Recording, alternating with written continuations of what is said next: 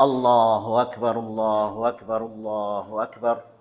Allahu Akbar, Allahu Akbar, Allahu Akbar. Allahu Akbar, Allahu Akbar, Allahu Akbar. Allahu Akbar kabira, walhamdulillahi katsira, wa subhanallahi bukratan wa asila. Wa ashhadu an la ilaha illallah wahdahu la syarika lah. Lahul mulku wa lahul hamdu wa huwa ala kulli syai'in qadir. Wa ashhadu anna Muhammadan abduhu wa rasuluh wa safiyyuhu min khalqihi wa habibuh.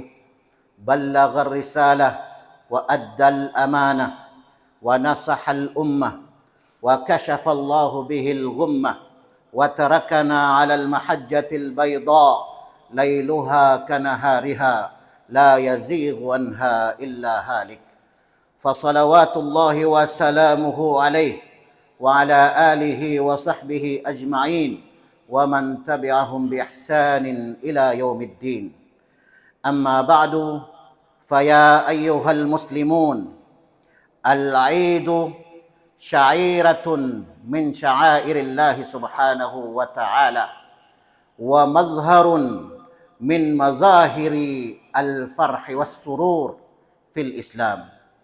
Mga kapatid na nananampalataya sa Allah subhanahu wa ta'ala, itong araw na ito na araw ng Eid. Ang Eid, mga kapatid, alam natin na ito ay isang tanda na kabilang sa mga tanda o mga palatandaan ng Allah subhanahu wa ta'ala. At ito ay pagpapakita ng kagalakan at kasiyahan sa pananampalatayang Islam. Ang Allah subhanahu wa ta'ala ay nagsabi sa banal na Quran, "Qul bi fadlillahi wa bi rahmatihi fabidzalika falyafrahu." Sabihin mo, O Muhammad, sa pamamagitan ng biyaya ng Allah subhanahu wa ta'ala at sa pamamagitan ng kanyang awa o kaya ay habag, fabidhalika falyafrahu. Dahil dito, hayaang sila ay maging masaya. Sila ay masaya. Tingnan ninyo mga kapatid na nananampalataya sa Allah, sa pamamagitan ng biyaya ng Allah, sa pamagitan ng habag ng Allah subhanahu wa ta'ala, ang Ramadan na puspos ng biyaya, puspos ng habag o awa ng Allah subhanahu wa ta'ala.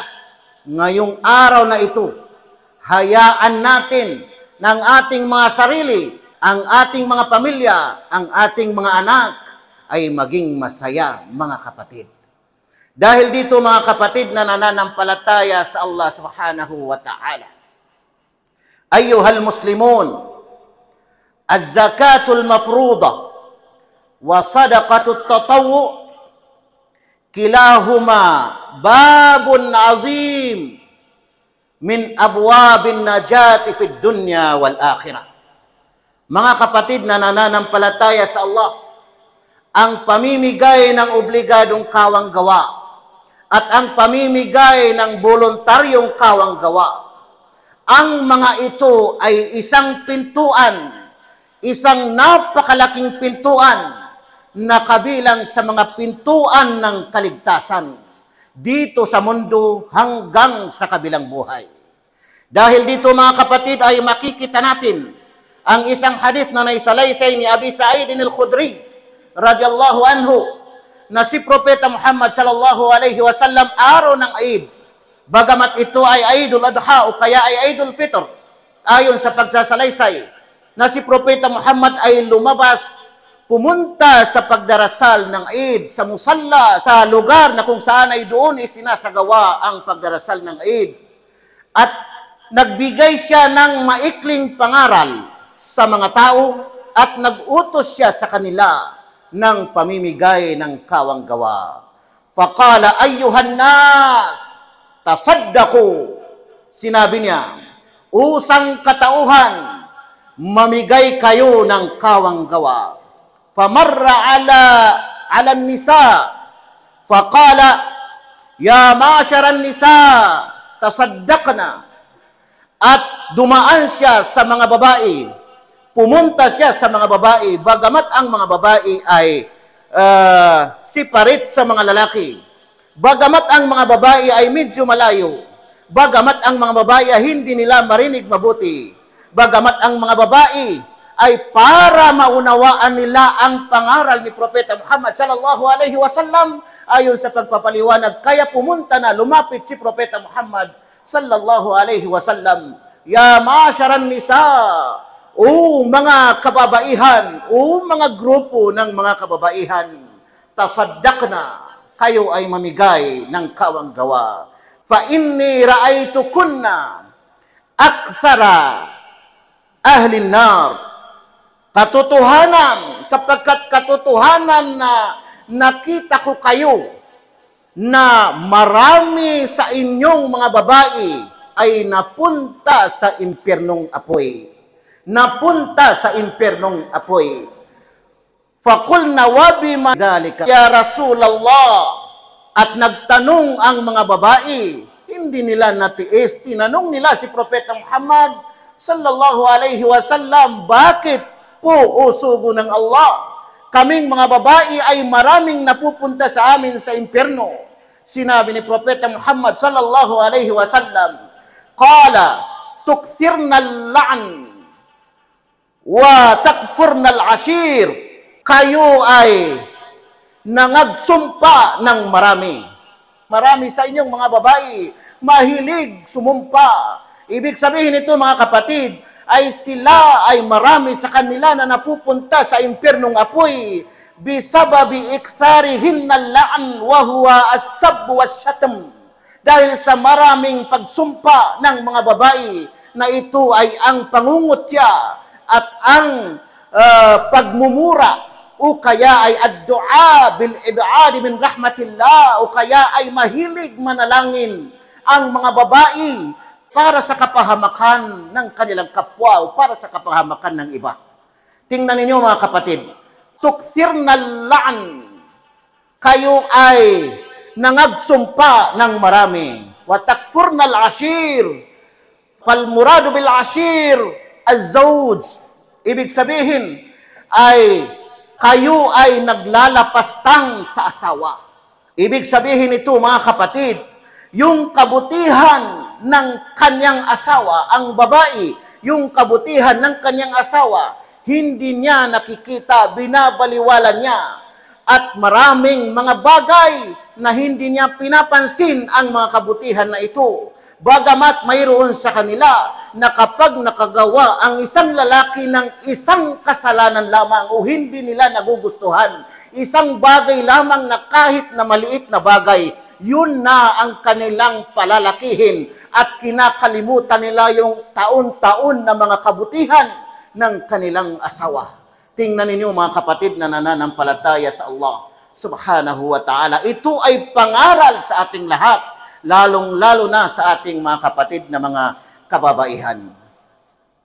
Mga kapatid na mga nananampalataya sa Allah subhanahu wa ta'ala, ayyuhal muslimun, la yaqtasiru al-'ainu ala as-sururi faqat, bal biidkhali as-sururi fi qulubil muslimin wa bil akhasi fi qulubil fuqara'i wal masakin.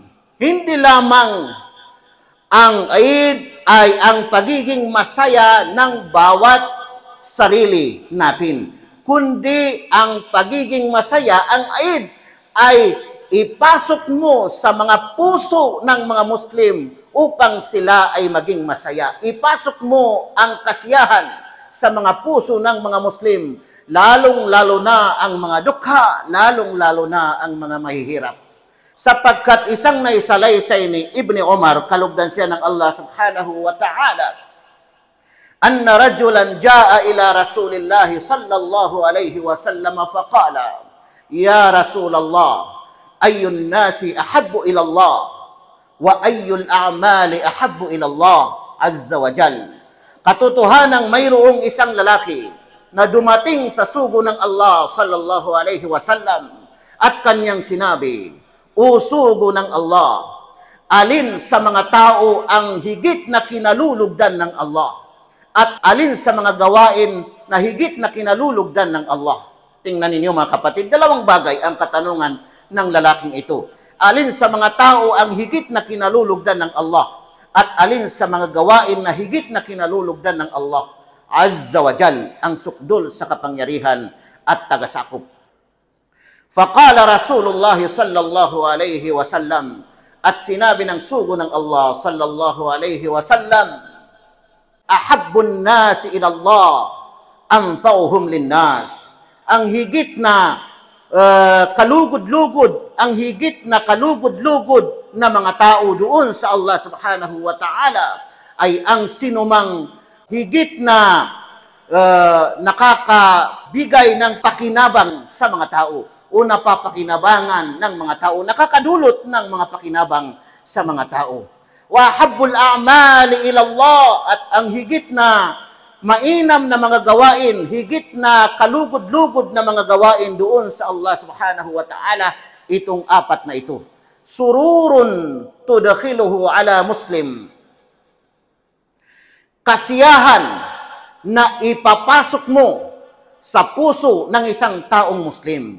Anong kasiyahan mga kapatid? Iba't ibang kasiyahan ng iyong kapwa. Nakikita mo ang iyong kapwa na matagal na niyang pinangarap. Nakikita mo ang iyong kapwa na matagal na niyang binabanggit sa iyo. At hindi niya basta-basta makuha, tulungan mo siya para makuha niya. At nang sa gayon ay may pasok mo sa kanya, ang ibig sabihin ay kasiyahan o anumang bagay, sapagkat iba't iba ang klase ng kasiyahan ng bawat tao, mga kapatid na nananampalataya sa Allah. Ipasok mo ang kasiyahan sa kanyang puso na kung saan ay ito ay sang-ayon sa pananampalatayang Islam.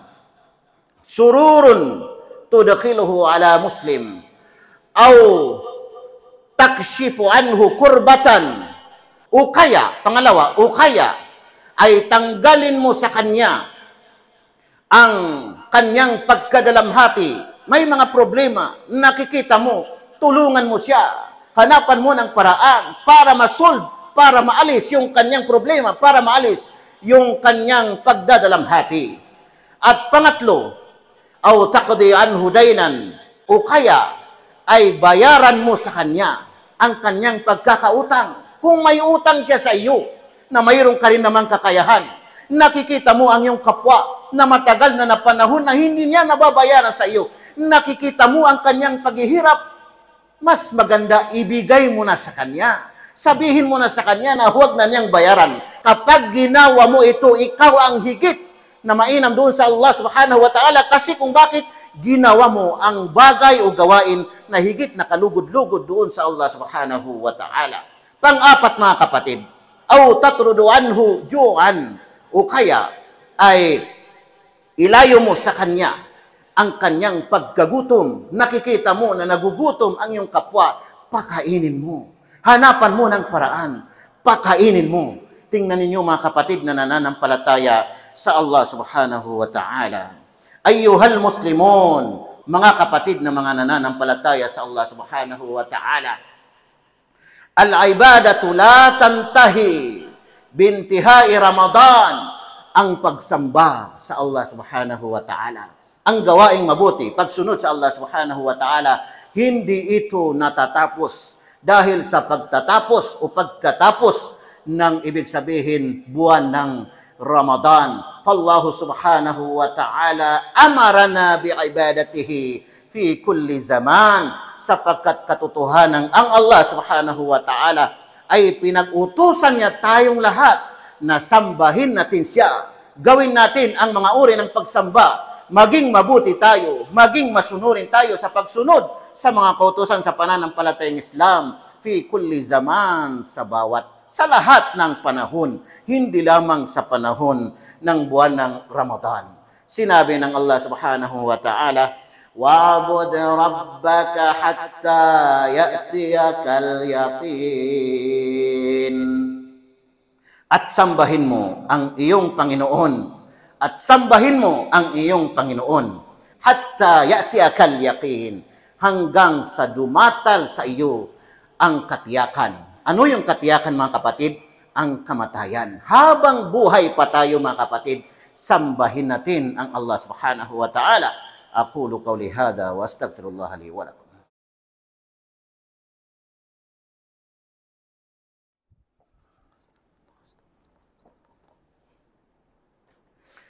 Allahu akbar, Allahu akbar, Allahu akbar.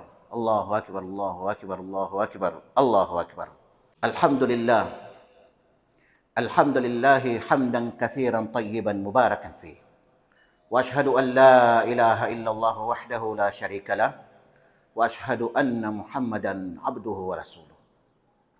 Mga kapatid na nananampalataya sa Allah, maraming mga Muslim na nagpapalit ng balat.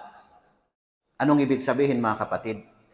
Kapag buwan ng Ramadan, hindi namimigay, pagdating ng buwan ng Ramadan ay namimigay. Kuripot, namimigay pagdating ng buwan ng Ramadan. Kapag buwan ng Ramadan, dati ay hindi siya nagdarasal.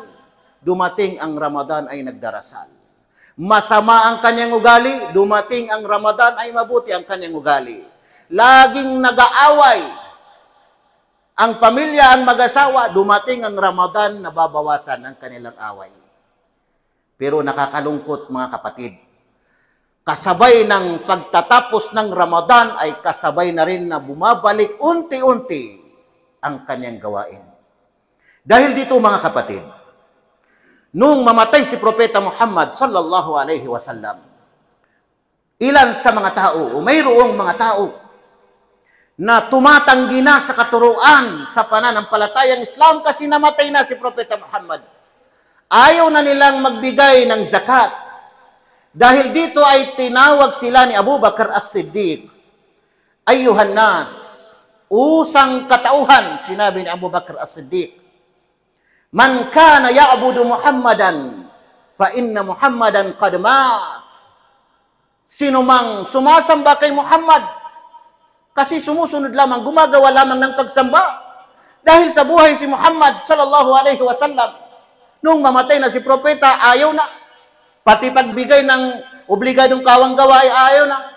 Man kana ya'budu Muhammadan, fa inna Muhammadan qad mat. Sino mang sumasamba kay Muhammad, katotohanan na si Muhammad ay patay na, namatay na. Wa man kana ya'budu Allah, at sino mang sumasamba sa Allah, ang nag-iisang tunay na Diyos, maging buhay si Muhammad o patay na si Muhammad sallallahu alaihi wasallam, sumasamba pa rin sa Allah subhanahu wa ta'ala, fa inna Allah hayyun la yamut. Katotohanan na ang Allah ay buhay at kailanman ay hindi mamamatay. Dahil dito mga kapatid na nananampalataya sa Allah, ilan sa mga pantas sa pananampalatayang Islam ay nagsabi, ay nagsabi, man kana ya'budu Ramadan, fa inna Ramadana qad zala wa mada. Wa man kana ya'budu Allah, fa inna Allah la yazulu wa la yafna. Ibig sabihin mga kapatid, sino mang sumasamba sa Ramadan, sumasamba lamang sa panahon ng Ramadan, sa buwan ng Ramadan, nagiging mabuti lamang, nagiging tagasunod lamang sa panahon ng Ramadan, pagkatapos ng Ramadan ay wala na. Man kana ya'budu Ramadan, sino mang sumasamba sa Ramadan, fa inna Ramadana qad zala wa mada. Katotohanan na ang Ramadan ay lumisan na, lumipas na at nawala na. Wa man kana ya'budu Allah, at ang sino mang sumasamba sa Allah subhanahu wa ta'ala, maging Ramadan man o hindi Ramadan, ang kanyang sinasamba ang Allah subhanahu wa ta'ala, fa inna Allah la yazulu wa la yafna. Katotohanan na ang Allah ay hindi lumilipas at hindi nawawala, hindi namamatay. Inna Allah malaikatahu yusalluna ala nabi, ya ayyuhalladhina amanu sallu alayhi wa sallimu taslima. Allahumma salli wa sallim ala sayyidina Muhammad. Allahumma salli ala sayyidina Muhammadin salatar ridha, warda an ashabihi ridha ar-ridha. اللهم وفق أمير البلاد وولي عهده لما تحب وترضى. اللهم اجعل هذا البلد آمنا مطمئنا سخاء رخاء وسائر بلاد المسلمين. اللهم اغفر للمسلمين والمسلمات والمؤمنين والمؤمنات الأحياء منهم والأموات. اللهم أصلح أحوال المسلمين في كل مكان يا رب العالمين. اللهم إنا نسألك الجنة وما قرب إليها من قول أو عمل، ونعوذ بك من النار وما قرب إليها من قول أو عمل. اللهم إنا نسألك الهدى والتقى والعفاف والغنى. اللهم لا تدع لنا ذنبا إلا غفرته، ولا هما إلا فرجته، ولا دينا إلا قضيته، ولا مريضا إلا شفيته، ولا حاجة من حوائج الدنيا والآخرة إلا قضيتها يا أرحم الراحمين. اللهم ربنا آتنا في الدنيا حسنة وفي الآخرة حسنة وقنا عذاب النار. وآخر دعوانا أن الحمد لله رب العالمين، وصلى الله على نبينا محمد وعلى آله وصحبه أجمعين. تقبل الله منا ومنكم صالح الأعمال.